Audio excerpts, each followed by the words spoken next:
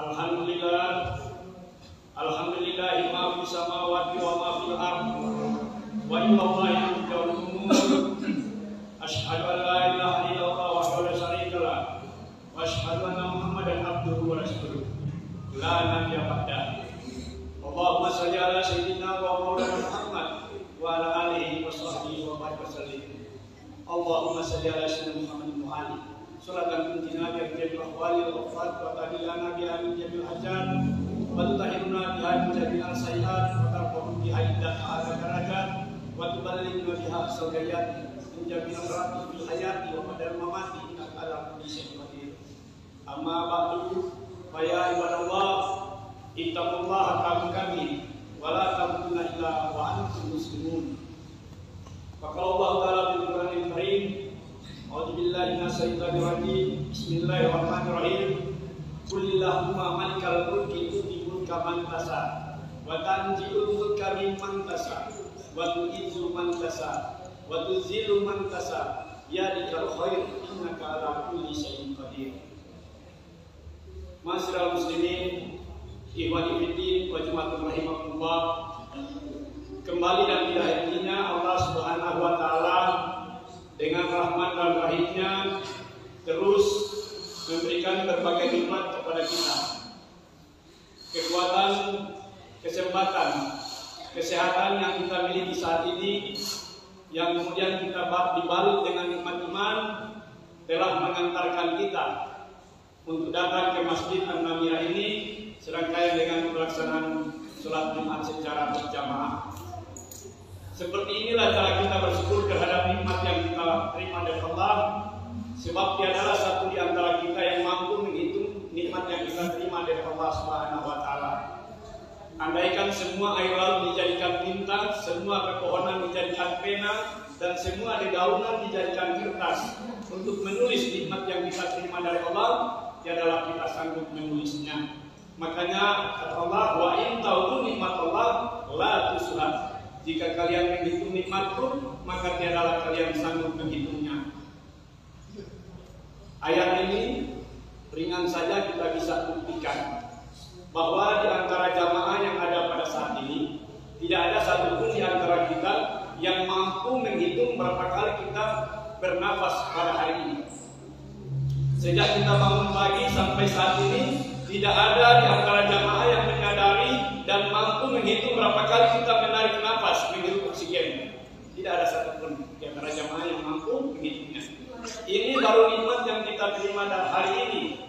Bagaimana dengan nikmat oksigen yang kita terima sejak kita lahir hingga hari ini, maka tiadalah kita sanggup menghitungnya.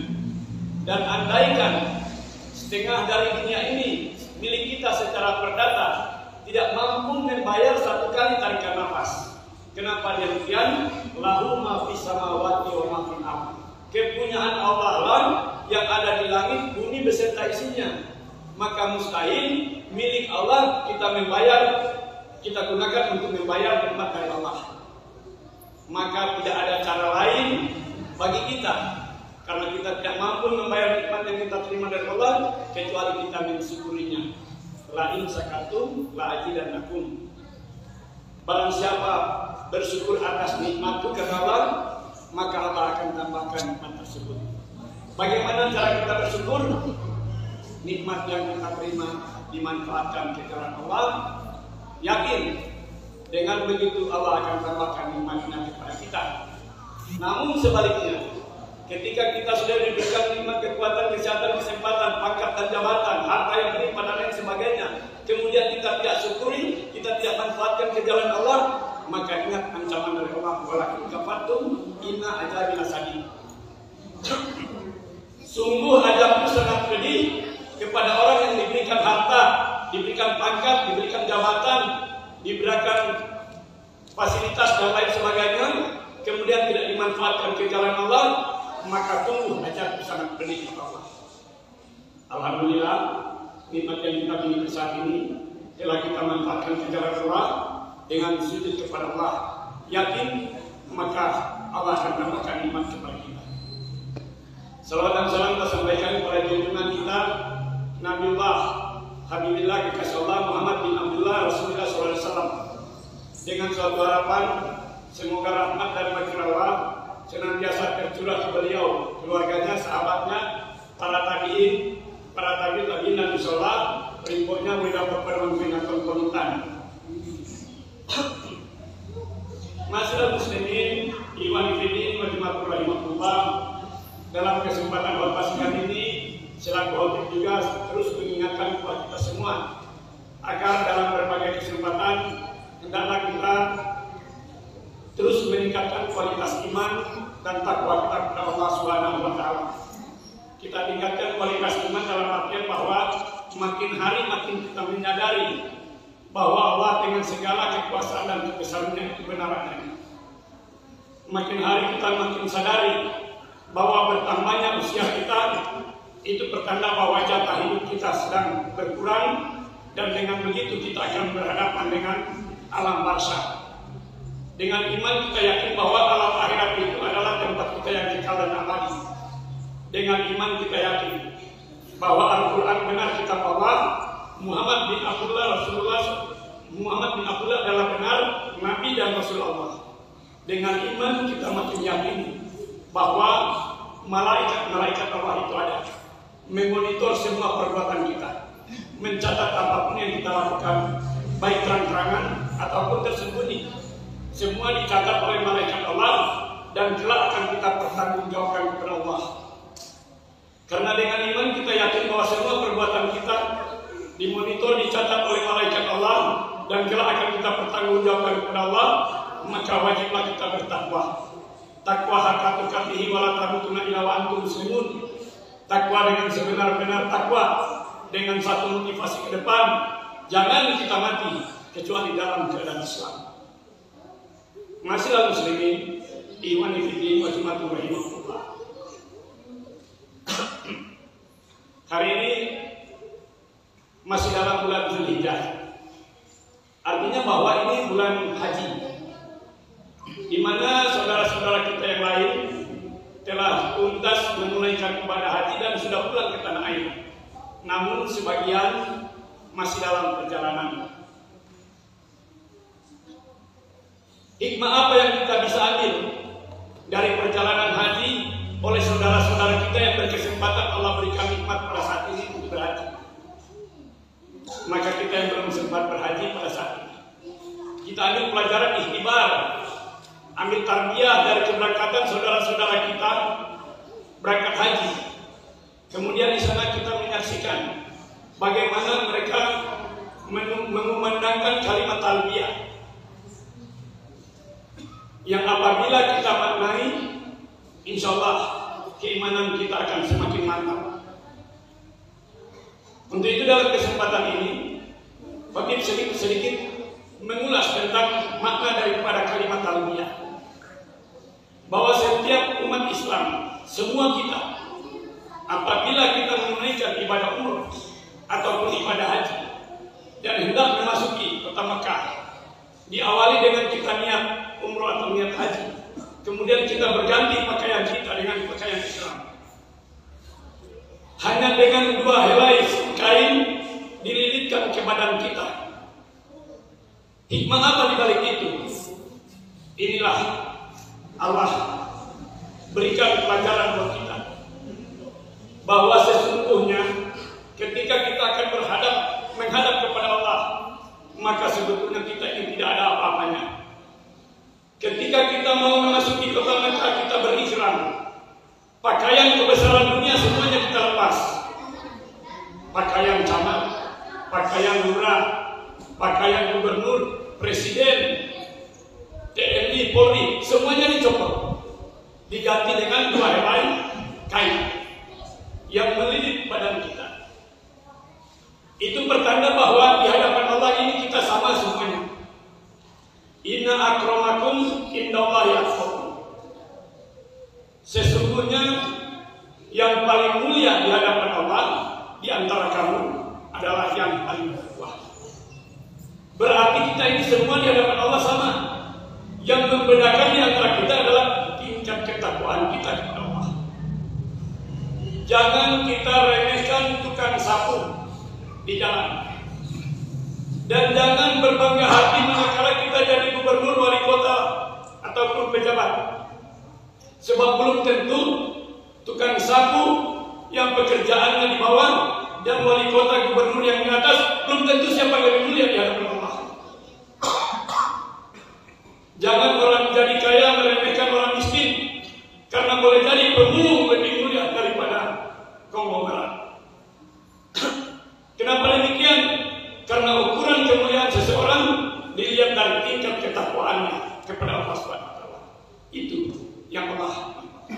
Maka ketika kita memasuki kota Makkah, semua berikhram. Mau jenderal, mau tantan, mau ketua RT, mau presiden, semuanya sama. Tinggal bagaimana jamaah itu lebih meningkatkan kualitas iman dan takwa. Siapa di antara jamaah yang lebih takwa, maka mereka itulah yang lebih mulia di hadapan Allah. Setelah memasuki kota Makkah, dikumandangkanlah kalimat talbiyah. Labaik, Allahumma labaik. Labaik, la syarika laka labaik. Innal hamda wa ni'mata laka wal mulk la syarika. Semua berikrar, semua bersaksi, kami datang ya Allah, kami datang memenuhi panggilan-Mu ya Allah. Tiadalah sekutu bagi-Mu ya Allah. Innal hamda, sesungguhnya pujian itu milik-Mu. Di situ kita sadar. Ketika kita menyatakan innal hamda, segala pujian untuk-Mu dan milik-Mu ya Allah, maka sesungguhnya harusnya dengan begitu kita sadar diri bahwa manakala selama ini kita ingin dipuji atau gila dengan pujian, maka sesungguhnya yang pantas dipuji adalah Allah. Dan kalimat talbiyah itulah pengakuan kita bahwa saya jenderal, saya gubernur, saya wali kota, tidak ada apa-apanya. Engkaulah yang pantas dipuji ya Allah. Sebelum berangkat haji, bisa saja kita ingin dipuji, kita ingin dihormati. Yang manakala dalam suatu hajatan, dalam suatu pesta, yang berhajat menyampaikan sambutan tidak sempat menyebut nama ataupun pangkat seseorang, mau yang minum bina. Karena apa? Sifat ingin dipuji. Padahal kalau disadari pujian itu milik Allah, maka apabila kita menyadari itu, insya Allah tidak ada di antara kita yang menjadi orang yang makan puji. Selanjutnya, wa ni'matan, segala nikmat milik-Mu ya Allah. Di sana ikrarkan pengakuan. Onu kami oyong kenaka komintan di Tuhanmu ya Allah. Diteriaki, diikrarkan ketika memasuki kota Makkah. Membangkan jabatan, harta dan lain sebagainya milik-Mu ya Allah. Lahu ma fi samawati wa ma fil ardh. Kepunyaan Allah yang ada langit, yang ada di langit dan yang ada di bumi. Maka apa yang harus kita sombongkan? Ya Allah, selama ini sebelum berhaji, saya hidup dengan kemewahan. Yang dengan kemewahan karena pangkat jabatan dan kekayaan itu pada yang saya dapat ini, menyombongkan diri. Padahal semua ini milik-Mu ya Allah. Di sana insya Allah kita mohonkan ampunan. Laka wal mulk, dan segala kekuasaan milik-Mu ya Allah. Di sana baru kita sadar bahwa jabatan RT, jabatan RW, jabatan lurah, camat, bupati, wali kota, dan seterusnya ini milik Allah. Yang selama ini kita perlukan, kemudian kita bangga-banggakan, dan dengan jabatan bahkan kita menginjak yang lain. Padahal ini milik Allah. Yang harusnya dengan ini kita manfaatkan untuk ta'muruna bil ma'ruf wa tanhauna 'anil munkar. Di sana kita akui, kita ikrarkan pengakuan, laka wal mulk ya Allah. Kulillahumma malikal mulki tutibul kaman tasar, wa tanjibul mulka mimman tasar, wa tu'izzu man tasar, wa tuzillu man tasar, biadikal khair, innaka ala kulli syai'in qadir. Katakan ya Allah yang berkehendak memberikan kerajaan, kekuasaan pada seseorang. Allah pula yang berkehendak mencabut kekuasaan pada seseorang. Allah yang berkehendak memberikan kemuliaan kepada seseorang. Allah juga yang berkehendak memberikan kehinaan kepada seseorang. Di tangan Allah lah segala kekuasaan.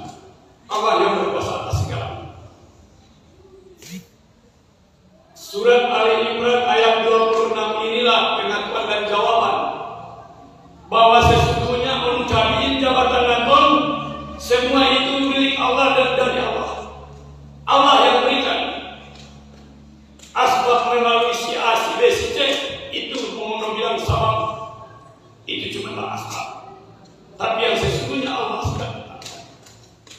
Maka janganlah dengan jabatan itu kemudian kita salah gunakan. Karena setiap pemimpin, setiap kamu adalah pemimpin, dan setiap pemimpin pasti dimintakan pertanggungjawaban.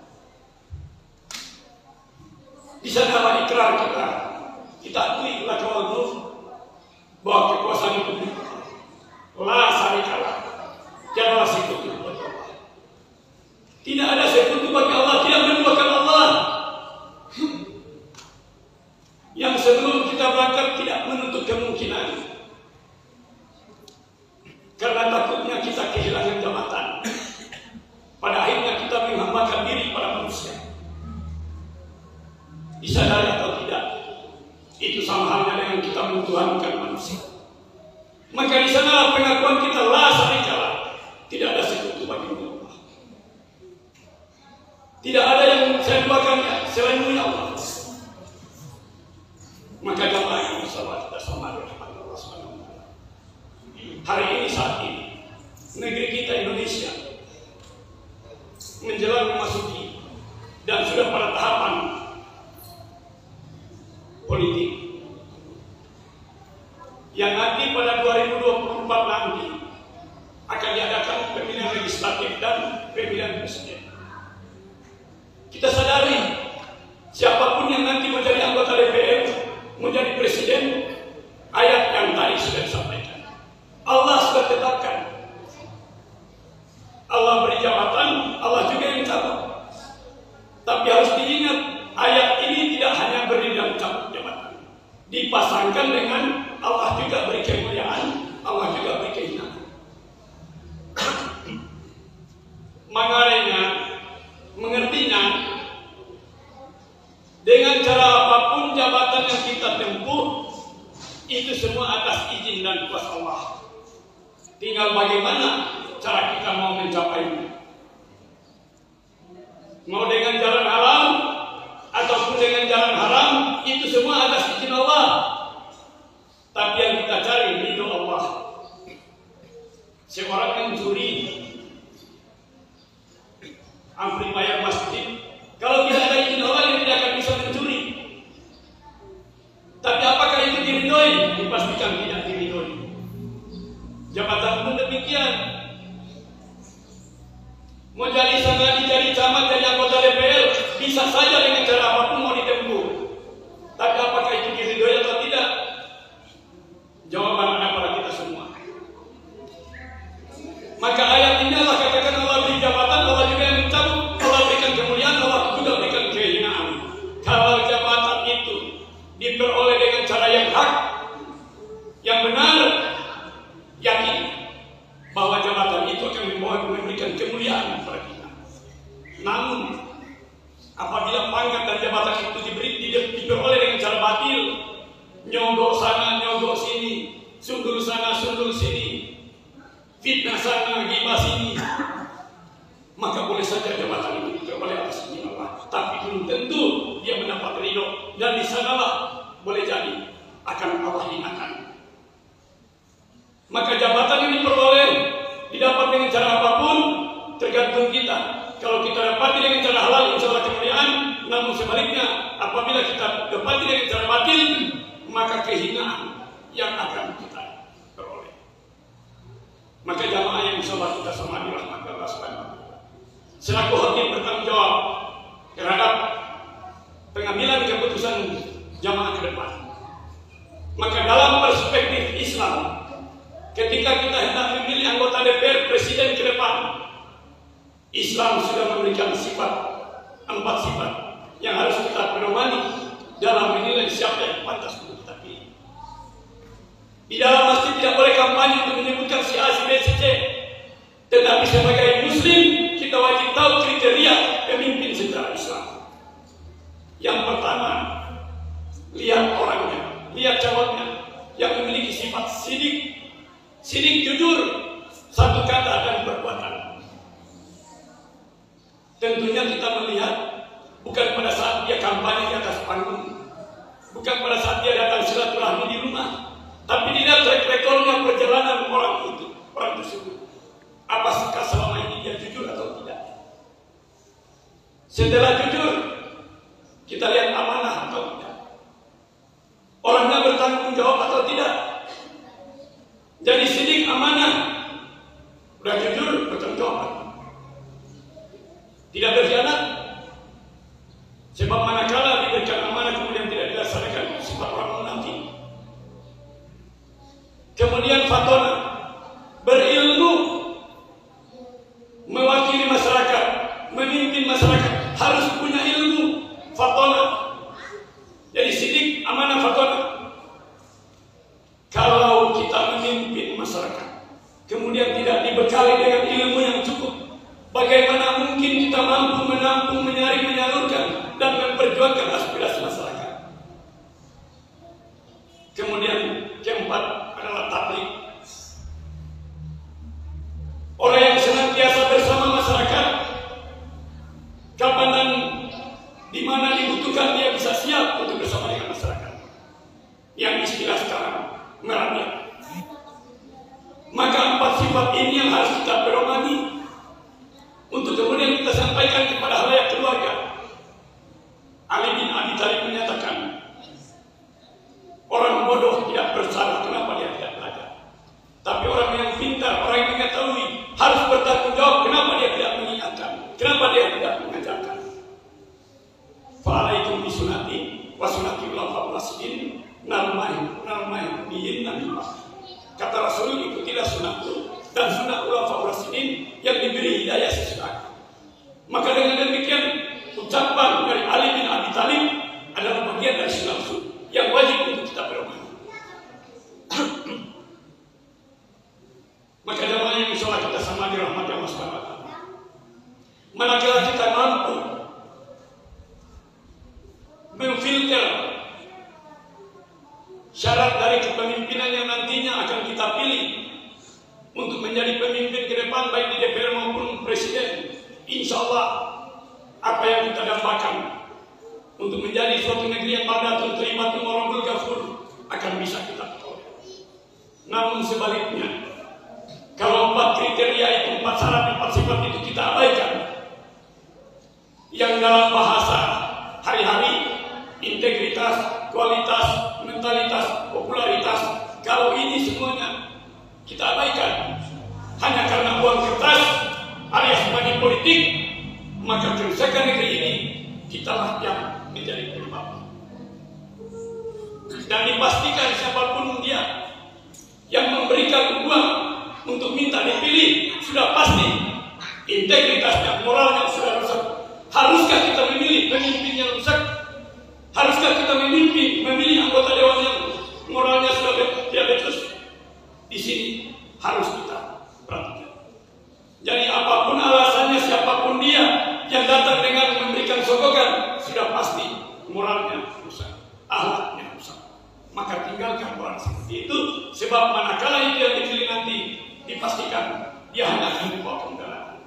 Masyarakat muslimin wajibul rahimahullah. Insyaallah ke depan kita mampu melahirkan pemimpin-pemimpin yang memiliki sifat sidik, amanah, fatona, dan tabligh. Agar ke depan apa yang menjadi harapan kita, insyaallah bisa ditampung, disaring, dan diperjuangkan oleh mereka. Barakallahu li wa lakum fil Qur'anil Karim. Wa nafa'ani wa iyyakum bima fihi minal ayati wa dzikril. Fataqabbala minni wa minkum tilawatahu innahu as-sami'ul 'alim. Aqulu qawli hadza wa astaghfirullah li wa lakum li sa'iril muslimin wal muslimat wal mu'minin wal mu'minat fastaghfiruhu innahu huwal ghafurur rahim.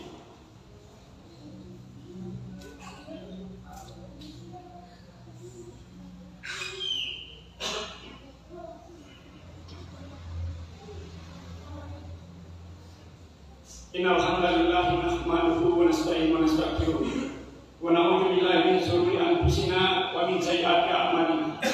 Man yahdihillahu fala mudilla lahu wa man yudlil fala hadiya lahu. Asyhadu an la ilaha illallah wahdahu la syarika lahu wa asyhadu anna Muhammadan abduhu wa rasuluh. La nabiyya ba'dahu. Allahumma shalli wa sallim wa barik wa sallim wa ajil wa sallim Muhammadin sallallahu takun li kulli sinni yusran wa li kulli hammin farajan wa li kulli da'in dawa'an wa li kulli syai'in sifa'an wa ala alihi wa sahbihi wa barik wa sallam. Amma ba'du fa ya ibadallah ittaqullaha haqqa tuqatih wa la tamutunna illa wa antum muslimun. Faqala Allah ta'ala fil Qur'anil Karim, a'udzu billahi minasy syaithanir rajim. Bismillahirrahmanirrahim. Inna Allaha wa malaikatahu yusholluna 'alan nabi. Ya ayyuhalladzina amanu shollu 'alaihi wa sallimu taslima.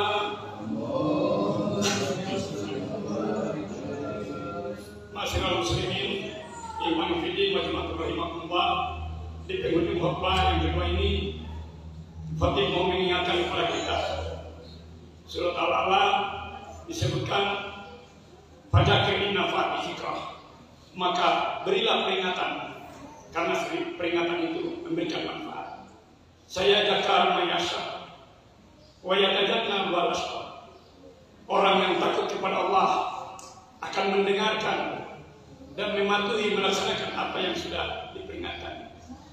Sementara mereka yang tidak takut kepada Allah, yang lalai, mereka tidak akan mendengarkan peringatan itu.